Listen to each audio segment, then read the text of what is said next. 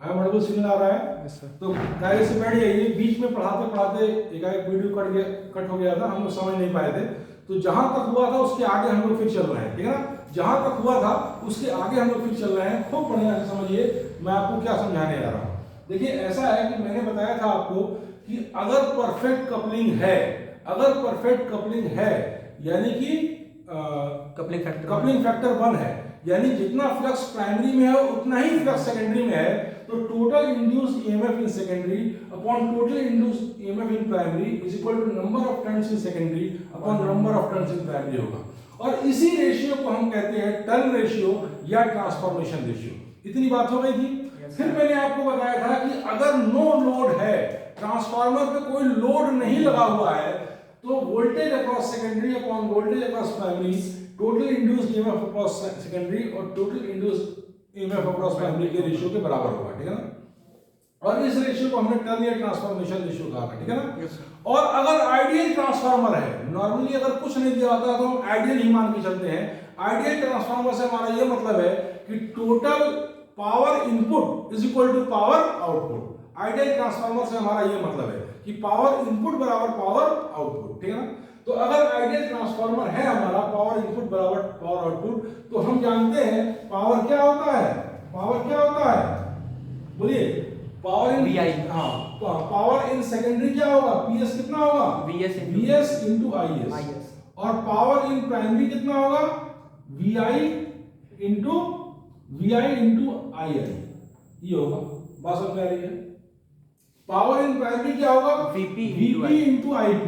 Power in primary होगा VP into IP और power in secondary होगा VS into IS।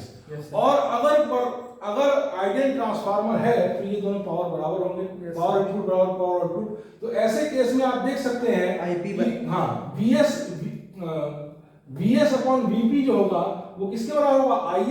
IP upon IS के बराबर होगा, इनवर्स के बराबर होगा, ठीक है ना? अगर ये पावर सेकेंडरी और पावर प्राइमरी बराबर है तो VS upon VP IP upon IS के बराबर होगा, ठीक है ना? तो ये ब्रैकेट में एक इंपॉर्टेंट रिलेशन है। इस इंपॉर्टेंट रिलेशन को आप याद रखिएगा और ज्यादातर न्यूमेरिकल आपके इससे लग जाएंगे। बात समझ में आई? Yes sir. अब मैं आपको नेक्स्ट बताने आ रहा हूं efficiency of a transformer. Efficiency क्या होगा? Power output upon power input into 100। मैंने पहले ही बताया है कि अगर आइडियल ट्रांसफार्मर है या कुछ भी नहीं दिया है, अगर कह रहा है कि ट्रांसफार्मर आइडियल तो एफिशिएंसी 100% होगी ही होगी, अगर कुछ भी नहीं दिया है तो हम 100% मान के चलेंगे। तो ऐसे केस में एफिशिएंसी हो जाएगी 100%, क्योंकि पावर इनपुट बराबर पावर आउटपुट। और नहीं तो अगर कुछ और बात दिया है न्यूमेरिकल तो उस हिसाब से एडजस्ट करके आप एफिशिएंसी आप निकाल लेंगे उस रियल ट्रांसफार्मर की जो पूछ रहा है। बात समझ में आई? अब मैं आपको अंतिम बात जो बताने जा रहा हूं, ये अंतिम बात हल्के में नहीं है, ये अंतिम बात से खूब क्वेश्चन बनते हैं, भर भर के क्वेश्चन आते हैं आपके बोर्ड में। बात समझ में? तो इस अंतिम बात को खूब अच्छे से समझ जाइए। ये अंतिम बात आपकी जो हम आज के डिस्कशन में भी करने जा रहे हैं वो पावर लॉसेस इन ट्रांसफार्मर, यानी एक ट्रांसफार्मर में कितना पावर का लॉस होता है, एक ट्रांसफार्मर में कितने पावर का लॉस होता है, ठीक है ना? ये मैं बताने जा रहा हूं, ये थोड़ा ध्यान दिला दीजिएगा, है ना, हमको क्लास के बाद, ठीक है? तो अब आप देखिए पावर लॉसेस इन ट्रांसफार्मर बताने जा रहा हूं। तो ट्रांसफार्मर के अंतर्गत मुख्यतः दो तरह के पावर लॉस होते हैं, एक होता है कॉपर लॉस और एक होता है आयरन लॉस। ये दोनों हम आपको अभी बताएंगे। बात समझ में आई? इसके अलावा कुछ और छोटे मोटे लॉस होते हैं, जैसे हमिंग लॉस। एक ट्रांसफार्मर क्या होता है? एक ट्रांसफार्मर क्या करता है? साउंड प्रोड्यूस करता है। तो साउंड क्या है? एक तरह की एनर्जी है। तो क्या हम एनर्जी को प्रोड्यूस कर सकते हैं? नहीं, एनर्जी को हम केवल कन्वर्ट कर सकते हैं। तो जो हमिंग एनर्जी, जो हमिंग नॉइस ट्रांसफार्मर प्रोड्यूस कर रहा है वो साउंड एनर्जी कहां से आई? इलेक्ट्रिकल एनर्जी के कन्वर्जन से आई कि नहीं आई? Yes sir. तो इस तरीके से एक इन दोनों के अलावा भी कुछ लॉसेस जैसे हमिंग लॉस और ये सब भी दिमाग में रखिएगा। बात समझ में आई? Yes sir. इसके अलावा ट्रांसफार्मर के अंदर भी बहुत तरीके से इलेक्ट्रिकल एनर्जी का लॉस होता है। ट्रांसफार्मर का बेसिक पर्पस क्या है? कि हम इलेक्ट्रिकल एनर्जी को सेव करें। इलेक्ट्रिकल एनर्जी को सेव करने के लिए ट्रांसफार्मर का इस्तेमाल करते हैं ना, स्टेप अप करके भेजते हैं, इलेक्ट्रिकल एनर्जी का कम लॉस होता है। लेकिन ट्रांसफार्मर जो इंस्ट्रूमेंट होता है उससे भी एनर्जी का लॉस होता है। एक तो मैंने अब छोटा सा लॉस हमिंग लॉस बता दिया।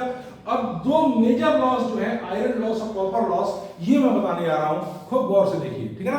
तो सबसे पहली बात, आयरन लॉस कहां पे होता है? मैंने आपको इसके पहले फिगर दिखाया था ट्रांसफार्मर का और बताया था एक पार्ट है कोर जो कि हाई परमेबिलिटी का आयरन, हाई परमेबिलिटी का सब्सटेंस है, ठीक है ना, हाई परमेबिलिटी। हाँ, और दूसरा आपको दूसरा पार्ट बताया था शेल, जो अगल बगल जो है वायर्स हैं, जो वायर्स कॉपर वायर आपस में भी इंसुलेटेड है और कोर पोर्शन से भी इंसुलेटेड है। ये बात बताई थी ना, समझाई थी। तो देखिए पहली बात, ये आयरन लॉस जो होता है वो कोर पोर्शन में होता है, और जो कॉपर लॉस होता है वो शेल पोर्शन में होता है। पहली बात आप ये समझ लीजिए, आयरन लॉस जो होता है वो कोर पोर्शन में होता है, और जो कॉपर लॉस होता है वो कहां होता है, शेल पोर्शन में, ठीक है ना। तो अब सबसे पहले आप कॉपर लॉस समझ लीजिए। कॉपर लॉस क्या है? कॉपर लॉस क्या है कि जो कॉपर के वायर होते हैं उसमें से करंट फ्लो करती है, तो करंट फ्लो करेगी तो इलेक्ट्रिकल एनर्जी डिसिपेट करेगी भाई, आई स्क्वायर आर टी। अगर आई करंट फ्लो कर रही है, आर रेजिस्टेंस है कॉइल का, तो आई स्क्वायर आर टी समय में I square R T energy dissipate होगी वास्तव में। तो ये जो इलेक्ट्रिकल एनर्जी डिसिपेट हो रही है जूल्स हीटिंग की वजह से, वो कॉपर लॉस के अंतर्गत आता है, और ये shell part of the transformer में होती है, कोर में नहीं होती है। ये किसमें होती है? शेल में होती है वास्तव में। इसको कंट्रोल करने का क्या तरीका है? इसको कंट्रोल करने का क्या तरीका है? इसको कंट्रोल करने के दो तरीके हैं। मतलब एक तरीके से तो कंट्रोल होगा, और दूसरे तरीके से जो एक्सेस हीट प्रोड्यूस हो रही है उसको विड्रॉ करते हैं, उससे कंट्रोल नहीं होता है, ठीक है ना। जैसे मान लीजिए ये जो लॉस होता है उसको कॉपर लॉस कहते हैं, जो जूल्स हीटिंग की वजह से होता है। ये शेल ऑफ द ट्रांसफार्मर में होता है, मतलब जो वायर्स लगे होते हैं कोर के अगल बगल, उनमें ये लॉस होता है। बात समझे? ये क्योंकि उन वायर्स के अंदर करंट फ्लो कर रही है, करंट की वजह जूल्स हीटिंग, और जूल्स हीटिंग की वजह से इलेक्ट्रिकल एनर्जी का वेस्ट हो रहा है, ठीक है। तो ये लॉस वहां पे होता है। बात समझ में आ गई? इसको दूर करने का तरीका क्या है? जो वायर हम लें वो मोटा वायर लें। मोटा लेंगे तो रेजिस्टेंस कम होगा, और रेजिस्टेंस कम होगा तो आई स्क्वायर आर की वैल्यू कम होगी। बात समझ में आई? Yes sir. बात समझ में? एक तरीका ये है कॉपर लॉस को मिनिमाइज करने का। बात समझ में आई? और दूसरी बात ये है कि इसकी वजह से जो हीट प्रोड्यूस होती है उसको मिनरल ऑयल्स के सर्कुलेशन से हम विड्रॉ करते हैं, क्योंकि ज्यादा हीट रहेगी तो डेंजरस हो सकती है। बात समझ में आ रही है? तो ट्रांसफार्मर के अंदर जो हीट प्रोड्यूस कर रही होती है उसको मिनरल ऑयल्स के सर्कुलेशन से हम क्या करते हैं? हीट को विड्रॉ करते रहते हैं। बात समझ में आ गई? बात समझ में आई? एकदम क्लियर है, यहां तक कोई दिक्कत नहीं है। अब आखिरी लॉस इन ट्रांसफार्मर देखिए, आयरन लॉस, और फिर ट्रांसफार्मर आपका खत्म, और जनरेटर जैसे, ठीक है ना। इसके आखिरी लॉस देखिए आयरन लॉस, और फिर ट्रांसफार्मर आप लोग का खत्म बन रहा है ना, ठीक है।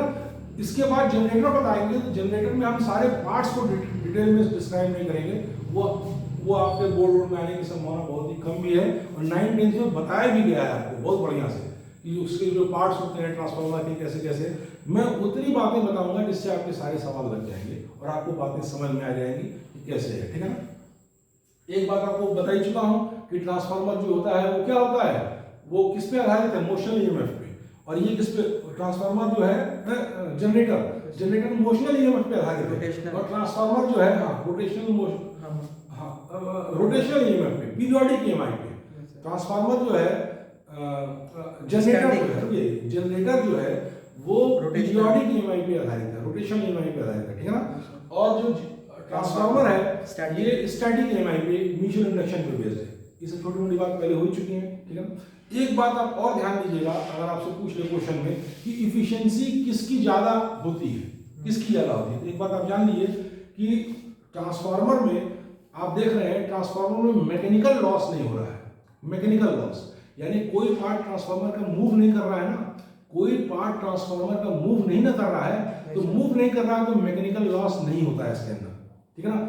और जनरेटर में ये लॉस भी होता है, जनरेटर में मैकेनिकल लॉस भी होता है। इसलिए इन जनरल जो है वो क्या कहते हैं, ट्रांसफार्मर की इफिशियंसी जनरेटर की इफिशियंसी से ज्यादा होती है, क्योंकि जनरेटर में भी ये सब लॉस तो होता ही है भाई। जनरेटर में भी आयरन लॉस तो होता ही है, कॉपर लॉस तो होता ही है, ठीक है ना, एडी करंट लॉस तो होता ही है, अभी हम समझा रहे हैं सारी बातें। तो जनरेटर में भी ये सब लॉस होता है और ट्रांसफार्मर में भी ये सब लॉस होता है, लेकिन जनरेटर में एक एडिशनल लॉस होता है, इसको कहते हैं मैकेनिकल लॉस, क्योंकि उसमें जो कॉइल होता है वो मूव भी करता है, तो वो मैकेनिकल लॉस इसमें नहीं होता है। इसलिए इन जनरल जो ट्रांसफार्मर की इफिशियंसी होती है वो जनरेटर की इफिशियंसी से ज्यादा होती है। ये मेरे कहने का मतलब, अगर ये भी पूछेगा तो ये भी कर दीजिएगा, इस तरह की बातों को भी हैंडल कर दीजिएगा, ठीक है ना। किसी एक पार्ट को पकड़िए, कोई एक पार्ट 3-4 बार दोहरा दीजिए, वीडियोस देख लीजिए, मोर देन सफिशिएंट है, मोर देन, ठीक है ना। अब गौर से देखिए, अब मैं आपको बता रहा हूं आयरन लॉस। आयरन लॉस क्या होता है? आयरन लॉस जो होता है वो core part of the generator में होता है, ट्रांसफार्मर में। ट्रांसफार्मर के कोर पार्ट में जो लॉस होता है वो आयरन लॉस होता है, और ये मुख्यतः दो तरह का होता है। ये मुख्यतः दो तरह का होता है। आयरन लॉस मुख्यतः दो तरह का होता है। मैं खूब बढ़िया से आपको बता रहा हूं, गौर से देखिए, इसको मिटा दूं मैं पहले।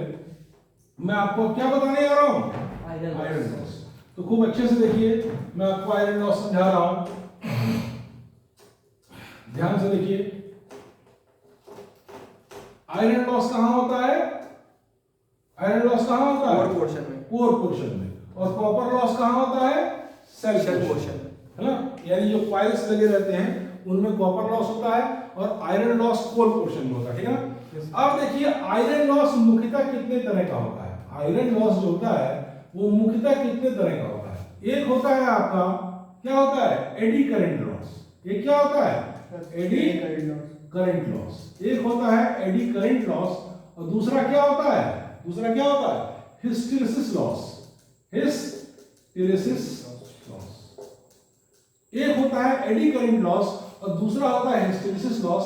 ये लॉस क्यों होते हैं, कैसे होते हैं, किन तरीकों से इनको रिड्यूस कर सकते हैं, ये सब डिस्कशन में करने जा रहा हूं। बात समझ में? क्वेश्चन किस तरीके से आते हैं? इस तरह क्वेश्चन आ सकता है कि वेरी टू लॉस, या what are the major losses, या ये लॉस कहां पे हो रहा है, कोर पार्ट में हो रहा है कि शेल पार्ट में हो रहा है, ठीक है ना?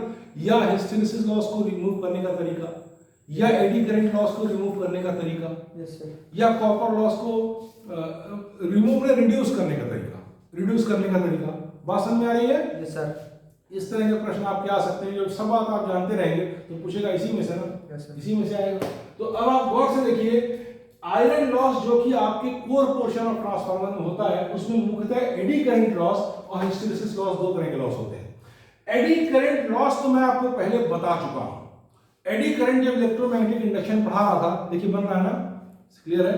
जब आपको इलेक्ट्रोमैग्नेटिक इंडक्शन पढ़ा रहा था तो मैंने आपको बताया था कि जब भी कोई मेटल का प्लेट, जब भी कोई मेटलिक प्लेट, अगर किसी, इधर देखिए, जब भी कोई मेटलिक प्लेट जो होती है अगर अल्टरनेटिंग मैग्नेटिक फील्ड में जाती है, यानी कि ऐसी मैग्नेटिक फील्ड में जाती है जो कि चेंज करती रहती है, या इसको अल्टरनेटिंग मैग्नेटिक फील्ड ही ना कहिए, ऐसा कहिए, जब भी मैग्नेटिक फ्लक्स किसी मैग्नेटिक प्लेट्स में चेंज होता है, जब भी मैग्नेटिक फ्लक्स किसी मैग्नेटिक प्लेट में चेंज होता है तो उसके अंदर क्या होता है? एक ईएमएफ जनरेट होता है। इस ईएमएफ की वजह से एक करंट जनरेट होती है, जो करंट उसके through out the volume of surface पे होती है। इसी करंट को एडी करंट कहते हैं। इस एडी करंट की वजह से अनवांटेड इलेक्ट्रिकल एनर्जी का लॉस होता है। ये सारे डिस्कशन हम लोग इलेक्ट्रोमैग्नेटिक इंडक्शन में पहले कर चुके हैं। इधर देखिए, मैंने आपको बताया था कि दो ऐसे आप नॉर्थ साउथ पोल के मैग्नेट लीजिए और बीच में लटका दीजिए एक मेटल का प्लेट, ऐसे ऐसे उसमें एक्सचेंज कर रही है, ठीक है ना? और जब इलेक्ट्रोमैग्नेट को आपने ऑन नहीं किया, मैग्नेटिक फील्ड नहीं है, तब टाइम पीरियड बहुत ज्यादा होता है, और जब इसको ऑन करते हैं तो टाइम पीरियड कम हो जाता है, और जब स्लॉट कर देते हैं तो टाइम पीरियड ऑफ करने के रिस्पेक्ट में तो कम रहता है, लेकिन ऑन करने के रिस्पेक्ट में ज्यादा रहता है। ये सारे डिस्कशन हमारे हो चुके हैं एडी करंट्स के बारे में।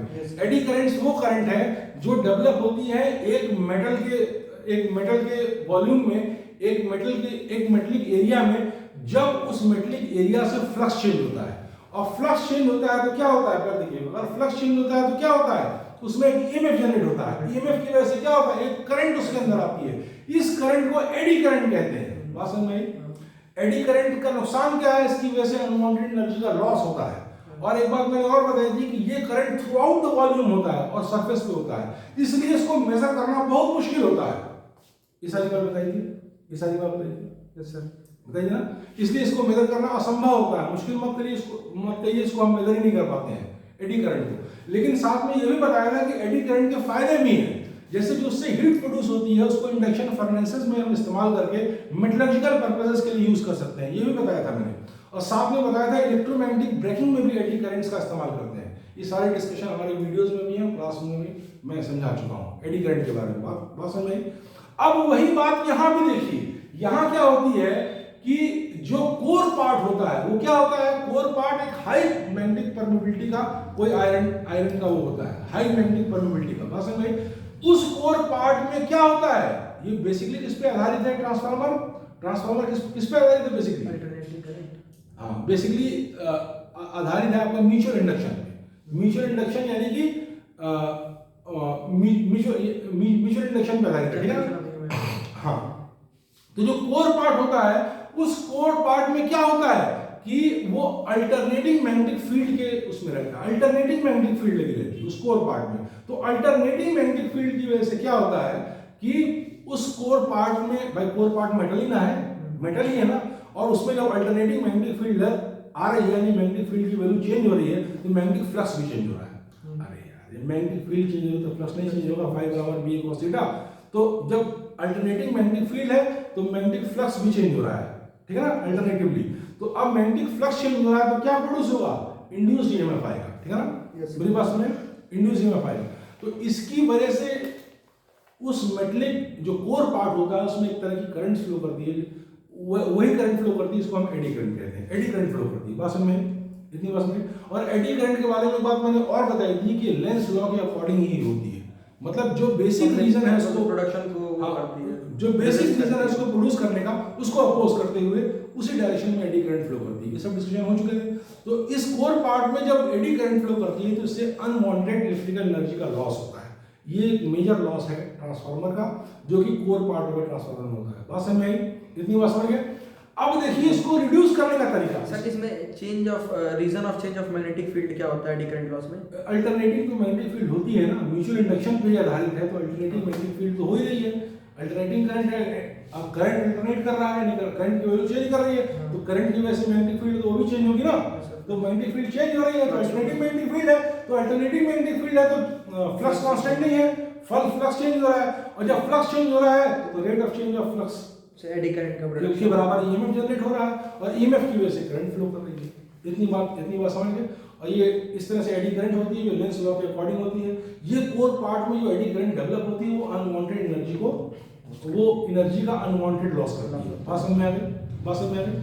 अब इसको कम करने का तरीका वही है जो मैंने वहां आपको बताया था, स्लॉट करने के। स्लॉट करने की वजह से क्या होता है, इसीलिए जो आपने देखिए जो फिगर यहाँ बना था वो आयरन कोर कई पार्टों में स्लॉट था। आयरन कोर कई पार्टों में स्लॉट था।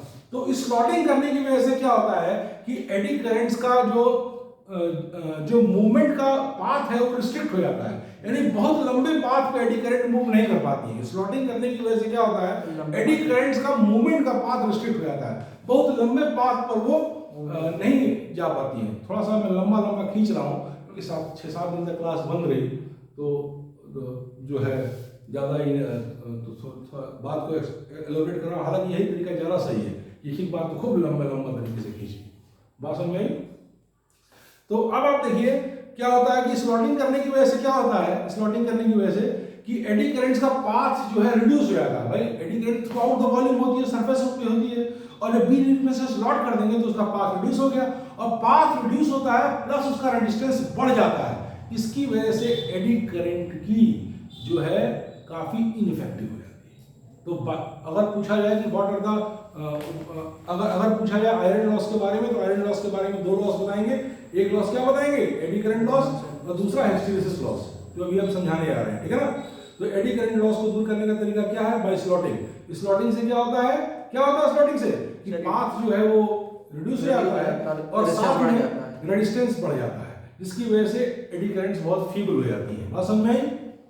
अब अगला लॉस आप देखिए हिस्टैरिसीस लॉस, खूब गौर से देखिए। अगला लॉस देखिए हिस्टैरिसीस लॉस, इधर देखिए हिस्टैरिसीस लॉस। चूंकि आप लोगों ने कह दिया था कि मैग्नेटिक क्लासिफिकेशन ऑफ सब्सटेंसेस इस बार सिलेबस से हटा दिया गया है, इसलिए मैंने मैग्नेटिक क्लासिफिकेशन ऑफ सब्सटेंसेस को बहुत डिटेल में नहीं बताया। लेकिन अगर मैग्नेटिक क्लासिफिकेशन ऑफ सब्सटेंसेस जो कि मैग्नेटिज्म का एक लास्ट चैप्टर है, छोटा सा चैप्टर है, दूसरे बैच में मैं पढ़ा रहा हूँ, ठीक है ना, यूपी बोर्ड वाले में। यहाँ पे मैं नहीं कर रहा हूँ क्योंकि आप लोगों ने बोला था कि ये यहाँ पे मैंने नहीं किया है, क्योंकि आप लोगों ने बोला था ये पार्ट निकाल दिया गया, आप लोगों ने बोला था निकाल दिया गया। तो अगर आप वो पार्ट आप पढ़े होते तो हिस्टैरिसीस लॉस को आप उतना ही अच्छे से समझते जितने अच्छे से आप एडी करंट लॉस को समझे हैं। बात समझ में? तो अब मैं आपको काम भर की बात बता दे रहा हूँ। हिस्टैरिसीस लॉस क्या है? देखिए ऐसा है, जब भी किसी सब्सटेंस को जब भी किसी मैग्नेटिक सब्सटेंस को अल्टरनेट मैग्नेटिक फील्ड में रखेंगे, अल्टरनेट मैग्नेटिक फील्ड मतलब एक बार मैग्नेटाइज कर रहा है, एक बार डीमैग्नेटाइज कर रहा है, एक बार मैग्नेटाइज कर रहा है सब्सटेंस को, एक बार डीमैग्नेटाइज कर रहा है। इस तरीके से जब भी किसी सब्सटेंस को ऐसी मैग्नेटिक फील्ड में रखेंगे जो अल्टरनेटिंग होगी, मतलब एक बार मैग्नेटाइज करेगा पूरी मैग्नेटिक फील्ड, अगली बार पूरी मैग्नेटिक फील्ड बाहर, मतलब कुछ ही मैग्नेटिक फील्ड नहीं रही उस सब्सटेंस में, फिर पूरी तरीके से मैग्नेटाइज किया, फिर पूरी तरह डीमैग्नेटाइज किया।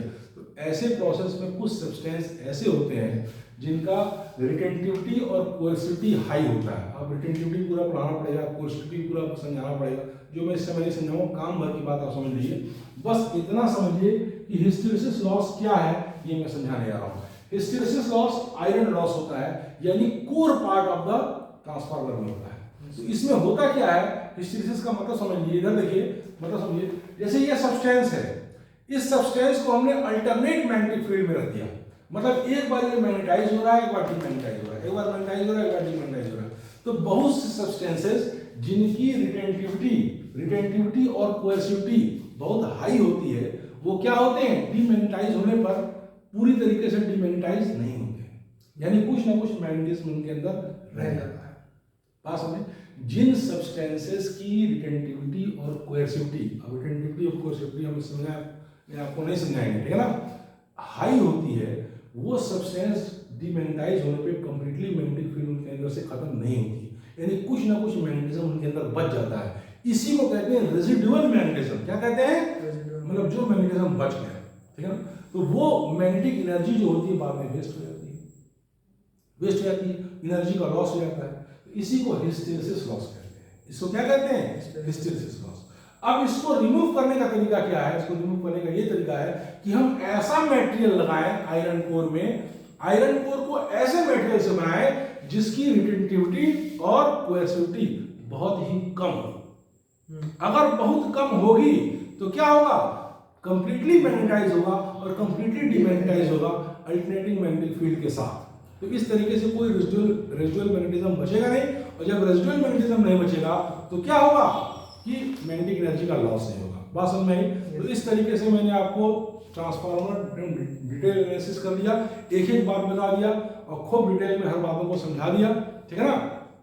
अब चाहिए तो कितनी देर का बना है देख लीजिए वीडियो, अगर 22 मिनट है 22 मिनट, हाँ तो चलिए 10 मिनट के अंदर आपका वो भी हो जाएगा, इसी में कर दे रहे हैं, फिर काटना पड़ना की जरूरत नहीं है, ठीक है ना। अब मैं आपको बताने आ रहा हूँ कितने से आपके सब सवाल लग जाएंगे, 100% लग जाएंगे, 99% नहीं, कुछ भी पूछेगा आप लगा देंगे, ठीक है ना।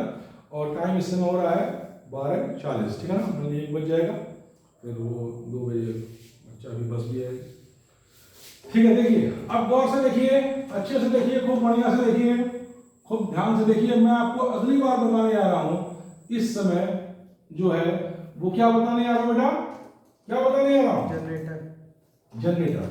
खूब बढ़िया से जनरेटर के बारे में 10-15 मिनट में देख लीजिए। जितने भी सवाल आएंगे वो सारे सवाल इस 10-15 मिनट के डिस्कशन में हो जाएंगे।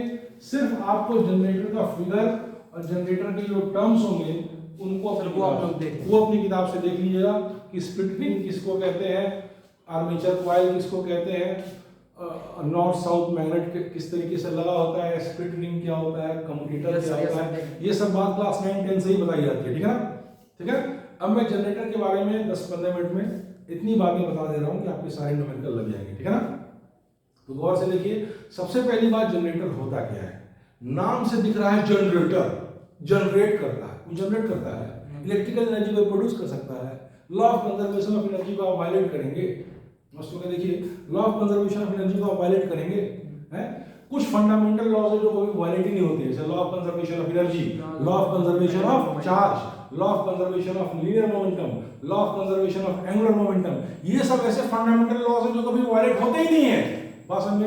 तो आप कैसे एनर्जी को प्रोड्यूस करेंगे, एनर्जी को कन्वर्ट करेंगे ना, तो इसका नाम कन्वर्टर होना चाहिए था। जनरेटर एक मिसनोमर है, जनरेटर क्या है, एक मिसनोमर है। हम कहते हैं जनरेटर, इलेक्ट्रिकल एनर्जी को हम जनरेट कर रहे हैं, ठीक है ना, ये हम बोलते हैं, लेकिन जनरेट कुछ भी नहीं करते हैं, हम क्या करते हैं, केवल कन्वर्ट करते हैं। हम मैकेनिकल एनर्जी को इलेक्ट्रिकल एनर्जी में कन्वर्ट करते हैं, हम एनर्जी को प्रोड्यूस नहीं करते हैं, हम केवल मैकेनिकल एनर्जी को इलेक्ट्रिकल एनर्जी में कन्वर्ट करते हैं। इसका ट्रू नाम कन्वर्टर होना चाहिए। लेकिन जनरेटर इसका नाम चला आया है और ये एक तरह का मिसनॉमर है, ठीक है ना, मतलब नाम के हिसाब से ये बात नहीं है, ठीक है। अब बेसिकली जनरेटर कितने तरह का होता है? जनरेटर दो तरह का होता है, एक होता है एसी जनरेटर और दूसरा होता है डीसी जनरेटर, ठीक है ना। और क्लास 9-10 से ही आपको समझाया जाता है, किताबों में एक बार उसका कंस्ट्रक्शन देख लीजिएगा, सारी बात देख लीजिएगा, टाइम शॉर्ट है तो मैं इतना ही बता दे रहा हूँ, ठीक है ना। तो ये सारी चीज देख लीजिएगा। तो एक बात तो मैंने बता दिया कि जनरेटर होता क्या है, एसी या डीसी को वो प्रोड्यूस करता है। फिर मैंने कहा प्रोड्यूस करना तो कहने की बात है, केवल वो एक्चुअल में मैकेनिकल एनर्जी को इलेक्ट्रिकल एनर्जी में कन्वर्ट करता है, एक तरह का कन्वर्टर होता है।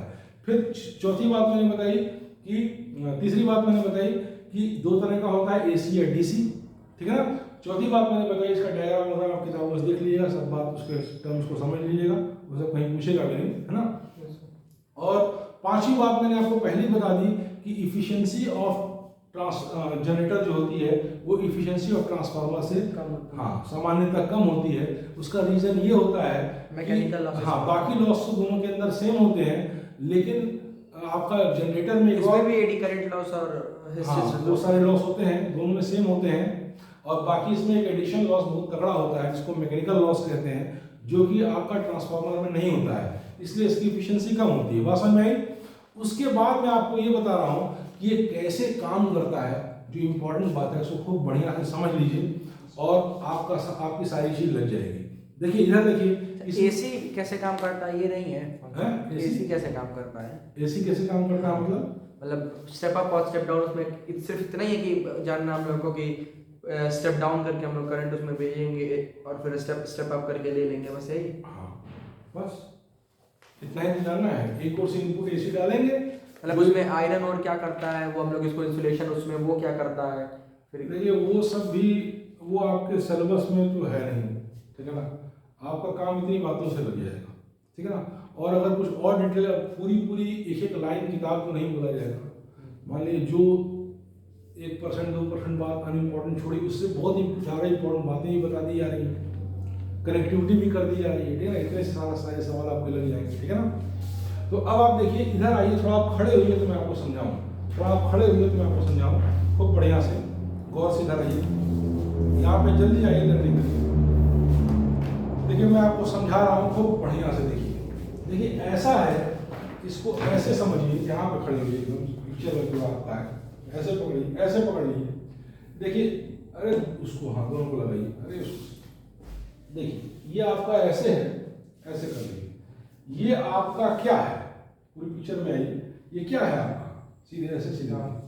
ये आपका एक नॉर्थ एक साउथ है, ये क्या है, एक नॉर्थ एक साउथ। मान लीजिए कि नॉर्थ साउथ ये दो मैग्नेट है और मैग्नेटिक फील्ड इसके बीच में है, इसके बीच मैग्नेटिक फील्ड है, ठीक है ना। बाकी कंस्ट्रक्शन मैं समझा रहा हूँ। यहाँ पे हम करते क्या है, एक कॉइल रखे रहते हैं, एक कॉइल। ये कॉइल क्या करता है कि मैग्नेटिक फील्ड का डायरेक्शन तो फिक्स है। मान लीजिए मैग्नेटिक फील्ड का डायरेक्शन ऐसे है, मान लीजिए सॉरी मैग्नेटिक फील्ड का डायरेक्शन मान लीजिए ऐसे है, इस डायरेक्शन में मैग्नेटिक फील्ड। यहाँ पे हम एक कॉइल रखते हैं, एक कॉइल रखते हैं, ठीक है ना। रेक्टेंगुलर हो सर्कुलर हो कैसा भी है, ठीक है ना। रेक्टेंगुलर कॉइल रखते हैं, फिर इस कॉइल को हम इस मैग्नेटिक फील्ड में क्या करते हैं, तेजी से रोटेट करते हैं। जब इस कॉइल को तेजी से इस मैग्नेटिक फील्ड में रोटेट करते हैं तो इस कॉइल में जो वो है क्या कहते हैं, फ्लक्स, वो चेंज होता है। फ्लक्स क्या होता है, बी ए कॉस थीटा। बी ए कॉस थीटा क्या होता है कि एरिया वेक्टर इस कॉइल का, एरिया वेक्टर पहले समझा चुके हैं, और बी यानी जो कि मैग्नेटिक फील्ड है, और थीटा यानी बी और एरिया वेक्टर के बीच का एंगल। तो जब इस कॉइल को हम ऐसे ऐसे इसमें रोटेट करते हैं तो क्या होता है, इस कॉइल से फ्लक्स चेंज होता है। और हम जानते हैं जब किसी कॉइल से फ्लक्स चेंज होता है तो उसमें क्या होता है, एक तरह का ईएमएफ इंड्यूस होता है, और उसी इंड्यूस ईएमएफ की वजह से करंट फ्लो करती है। बैठ जाइए, उसी इंड्यूस ईएमएफ की वजह से करंट फ्लो करती है, और उसी इंड्यूस ईएमएफ की वजह से करंट फ्लो करती है, ईएमएफ जनरेट होता है। हाँ भाई ईएमएफ। देखिए पहली बात तो ये देखिए खूब ध्यान से कि दो नॉर्थ साउथ मैग्नेट होते हैं, बीच में एक कॉइल होता है, उस कॉइल को उसके बीच तेजी से रोटेट करते हैं। रोटेट करने की वजह से जो ओरिएंटेशन ऑफ द कॉइल है, मतलब जो कॉइल का एरिया वेक्टर है, एरिया वेक्टर पहले समझा चुके हैं, और मैग्नेटिक फील्ड के डायरेक्शन के बीच एंगल थीटा चेंज होता है। जब एंगल चेंज होता है तो फ्लक्स चेंज होता है, फ्लक्स चेंज होता है तो एक ईएमएफ जनरेट होता है, एक ईएमएफ जनरेट होता है तो एक इंड्यूस करंट फ्लो करती है। यही काम होता है। अब कितना क्या कैसे होता है ये मैं आपको समझा दूं जिससे आपके सवाल लग जाए, ठीक है ना। तो मान लीजिए नंबर ऑफ टर्न्स इस कॉइल में n है। मान लीजिए जो कॉइल हमने लगाया है उसमें नंबर ऑफ टर्न्स जो है वो n है। मान लीजिए जो कॉइल लगाया है उसमें नंबर ऑफ टर्न्स क्या है, n है, ठीक है ना। तो फ्लक्स कितना इसमें से जाएगा, n b a cos theta. Flux कितना जाएगा, n b a cos theta, जहां n क्या है, number of turns in the coil, b क्या है, मैग्नेटिक फील्ड जो यूनिफॉर्म मैग्नेटिक फील्ड जो है वो, a क्या है, एरिया ऑफ द कॉइल, और थीटा क्या है, एंगल, हाँ, area vector of the coil और मैग्नेटिक फील्ड के बीच का एंगल, ठीक है ना। तो अगर कॉइल ओमेगा एंगुलर स्पीड से रोटेट कर रहा है, अगर कॉइल ओमेगा एंगुलर स्पीड से रोटेट कर रहा है तो थीटा बराबर ओमेगा टी, ये बात तो क्लियर है। Yes sir. अगर कॉइल जो है ओमेगा एंगुलर स्पीड से रोटेट कर रहा है तो थीटा बराबर ओमेगा टी, बात समझ में आई। तो इस फ्लक्स को हम ऐसे भी लिख सकते हैं, flux is equal to n b a cos omega t. यहां तक की बात समझ में आ गई? Yes sir. यहां तक की बात समझ में आ गई? Yes sir.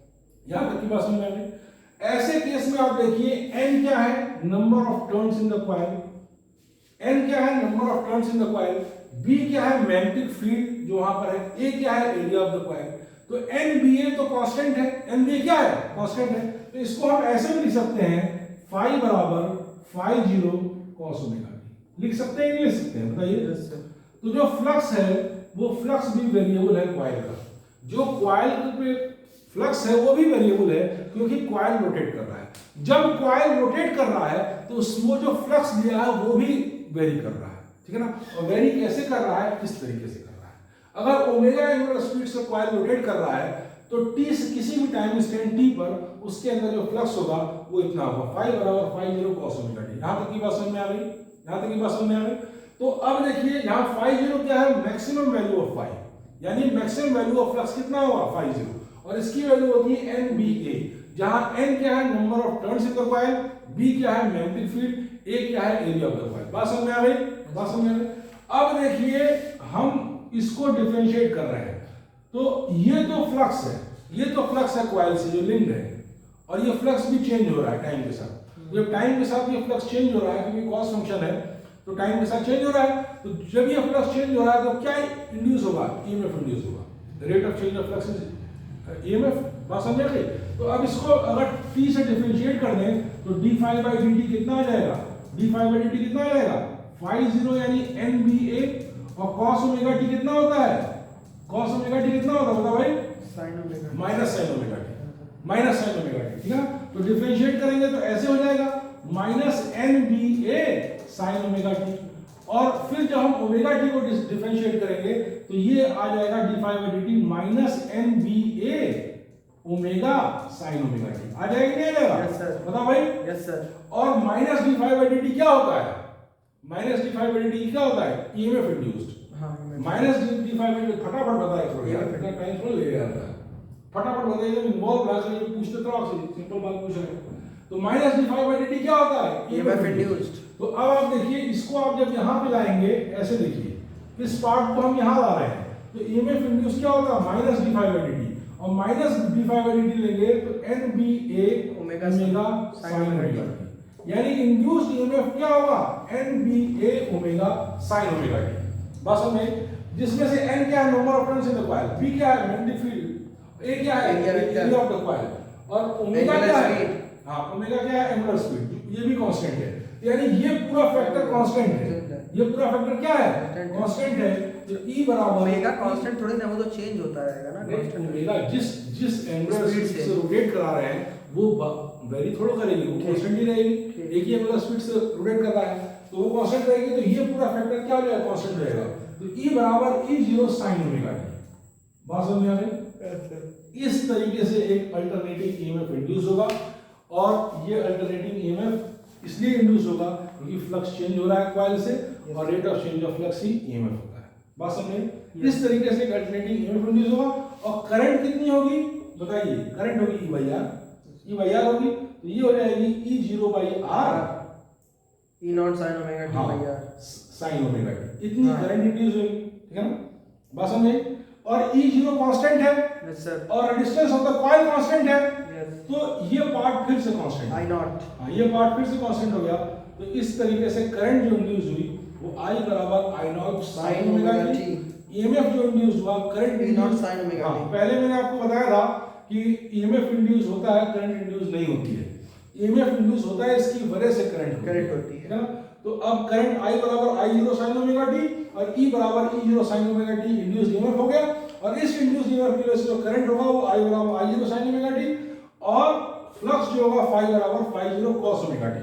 अब तीनों को बहुत गौर से देखिए। अब एक छोटा सा एनालिसिस कर रहा हूं, खूब गौर से देखिए। इधर देखिए, फ्लक्स किसका फंक्शन है? Cos function. और ईएमएफ किसका फंक्शन है? Sine function. और करंट किसका फंक्शन है? Sine function. कहने का मतलब ये है जब फ्लक्स मैक्सिमम होगा तो ईएमएफ मिनिमम होगा या जीरो होगा। और जब ईएमएफ मैक्सिमम होगा तो फ्लक्स जीरो होगा, और ईएमएफ जब मैक्सिमम होगा तो करंट मैक्सिमम होगा। Yes sir. और करंट जब मैक्सिमम होगा तो ईएमएफ मैक्सिमम होगा। लेकिन ये जब मैक्सिमम होगा तो दोनों क्या होंगे? जीरो, मिनिमम या जीरो होंगे। ये बात जीरो, हाँ, ये बात समझ में आ गई। अच्छा, अब आप गौर से देखिए, इससे एक तरह का प्रश्न और भी बनता है कि ईएमएफ और फाई, ईएमएफ और फ्लक्स दोनों क्या है? अपोजिट फेज में, सेम फेज में नहीं है, अपोजिट फेज में। दोनों के बीच फेज डिफरेंस कितना है? 90 डिग्री का। Yes sir. दोनों के बीच फेज डिफरेंस, दोनों अपोजिट फेज में है।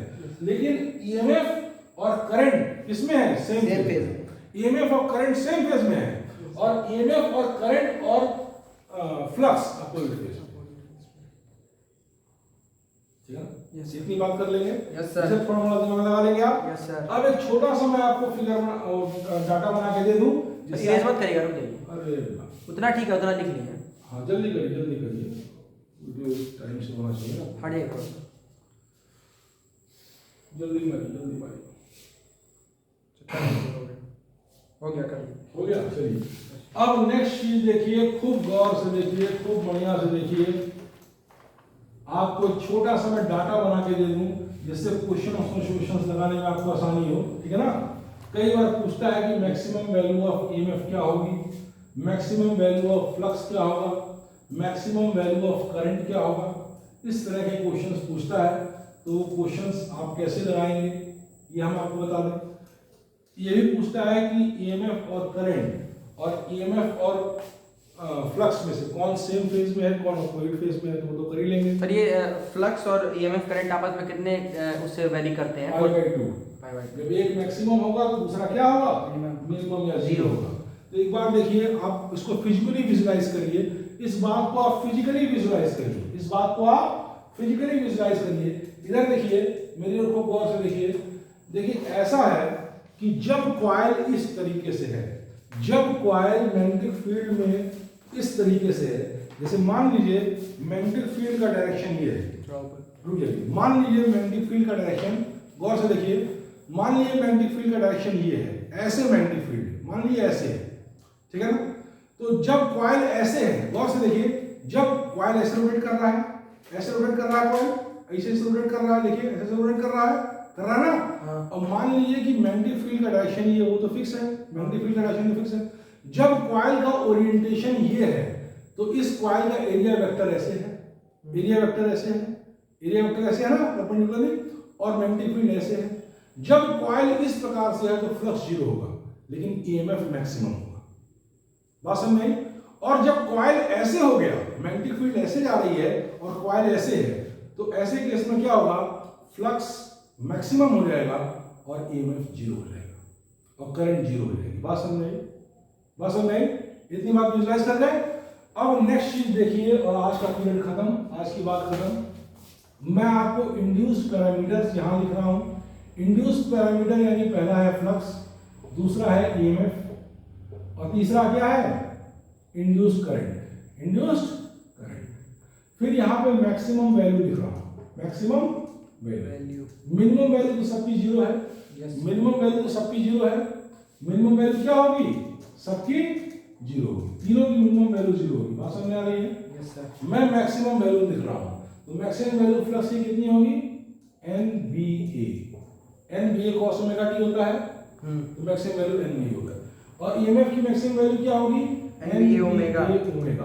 और इंड्यूस करंट की maximum value I nought NBA omega by r, NBA omega by r में इंड्यूस करंट की मैक्सिमम वैल्यू होगी, है ना? बात समझ में? और मिनिमम वैल्यू सबकी जीरो होगी। आई नॉट ओमेगा भी कर सकते हैं इंड्यूस करंट के हाँ, मैक्सिमम। इसका मैं वो भी दिखा दे रहा हूँ। जैसे फ्लक्स होता है फाई बराबर phi zero cos omega t, और ये ईएमएफ होता है ई बराबर E zero sine omega t, और इंड्यूस करंट जो होता है वो आई बराबर आई जीरो और साइन ओमेगा टी। हाँ, तो इसमें जब 1 होगा तो मैक्सिमम होगा। बात समझ में आ गई? ये ऐसे होता है, ये तीनों के इक्वेशन हो गए, ये तीनों की मैक्सिमम वैल्यू हो गई। जैसे इंड्यूस्ड करंट की जो मैक्सिमम वैल्यू है उसको हम लोग आई नॉट ओमेगा भी कह सकते हैं ना। वो आई नॉट यही ना है, हाँ। मैक्सिमम वैल्यू ना आई नॉट है। हाँ। मैक्सिमम वैल्यू कब होगी? जब ये इसकी वैल्यू 1 होगी, तो यही आई नॉट यहाँ में लिखा है, यानी कि मैक्सिमम वैल्यू इंड्यूस करंट हाँ, की ये ठीक, होगी, ठीक, ठीक। मैक्सिमम वैल्यू इंड्यूस ईएमएफ की ये होगी, ठीक, ओके। मैक्सिमम वैल्यू फ्लक्स की एनबीए होगी, Yes, sir. मिनिमम वैल्यू सबकी जीरो होगी, इक्वेशंस ये होंगे। Yes, बात sir. समझ में आई? Yes, sir. एक बात और आपसे पूछता है फ्रीक्वेंसी, तो बताइए फ्रीक्वेंसी किसकी क्या होगी? फ्रीक्वेंसी किसकी क्या होगी बताइए? फ्रीक्वेंसी तीनों की सेम होगी। फ्रीक्वेंसी क्या होगी? तीनों की सेम होगी, एक ही फ्रीक्वेंसी होगी, फ्रीक्वेंसी नहीं चेंज करेगी। बात समझ में आ रही है? फ्रीक्वेंसी तीनों की सेम होगी, मिनिमम वैल्यू सबकी जीरो होगी, मैक्सिमम वैल्यू तीनों की ऐसे होगी, और इक्वेशंस तीनों के ऐसे होंगे, ठीक है ना? और ईएमएफ और करंट सेम फेज में होगा, और फ्लक्स जो होगा इनके अपोजिट फेज में होगा। यानी कि जब फ्लक्स मैक्सिमम होगा तो ईएमएफ और करंट जीरो या मिनिमम होंगे, ठीक है ना? और जब ईएमएफ और करंट मैक्सिमम होंगे तो फ्लक्स जीरो या मिनिमम होगा, ठीक है ना? अब कट कर दीजिए वीडियो, कट करिए।